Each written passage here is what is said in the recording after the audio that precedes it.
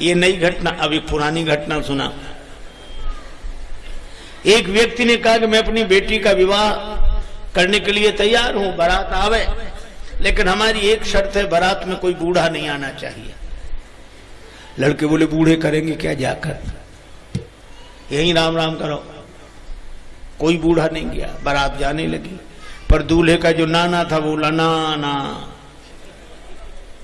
हम तो चलेंगे, ना ना। अरे कहा वो दिख गए तुम तो बारात वापस कर देंगे। नाना बोला तो ऐसे ले चलो कि हम दिखे नहीं। इंतजाम किया गया, पीछे जहां सामान रखा जाता है, नाना को सामान के बीच में छिपा के ले गए। कन्या पक्ष के प्रमुख ने अपना एक व्यक्ति भेजा, देखो कोई बारात में बूढ़ा नहीं आया। लोग देख कर गए कि नहीं आया। तो कन्या के पिता ने कहा कि बारातियों से कहो कि हम विवाह करने के लिए तैयार हैं, हमारी एक शर्त है, हमारे गांव के किनारे जो नदी बह रही है, इस नदी में पानी की जगह शुद्ध दूध बहा दो, हम विवाह करने के लिए तैयार। अब लड़कों ने बड़ी अकल लगाई, नदी में पानी भरा है, फिर दूध, दूध भी शुद्ध दूध, फिर इतना दूध कहां से आ गया, फिर ये पानी खाली कैसे हो, बहुत अकल लगाई। अंत में बोले इम्पॉसिबल, असंभव। तो कहा फिर बारात वापस ले चलो। एक ने कहा कि बारात तो वापस लौट ही रही है, नाना के काहे को प्राण लिए, उसे बाहर निकाल ले। सो नाना को निकाला। नाना बोला क्या है, बोले निकला, अब कोई खतरा नहीं, बारात वापस जा रही है। नाना बोला क्यों, का कन्या के पिता ने शर्त रखी है कि नदी में पानी की जगह शुद्ध दूध बहाओ। नाना मुस्कुराकर बोला छोटी छोटी बात में कई बारातें लौटती हैं। लड़के बोले नाना तुम्हारा दिमाग खराब, ये छोटी बात है, नदी में दूध। नाना बोला कोई बात नहीं, तुम अपनी ओर से संदेश भिजवा दो कि दूध हमारे पास तैयार है, हम नदी में दूध बहाने के लिए तैयार हैं, पर हमारी शर्त है कि नदी का पानी खाली तुम करा दो, दूध हम बहा देंगे।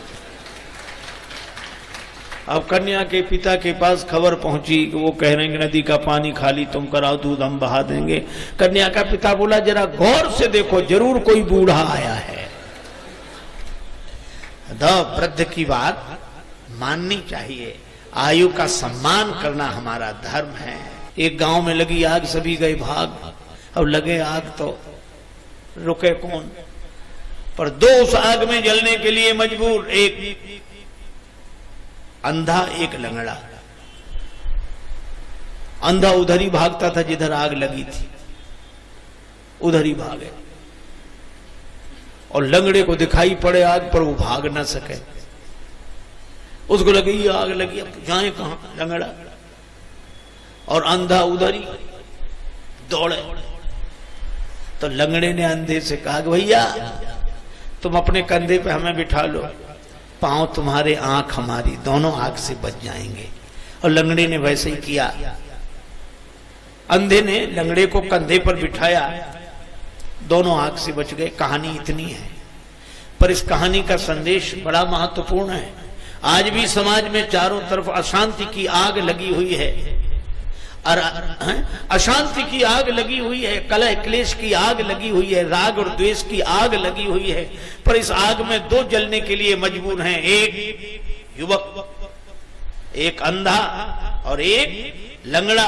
अंधा कौन, लंगड़ा कौन, अंधी जवानी और लंगड़ा बुढ़ापा।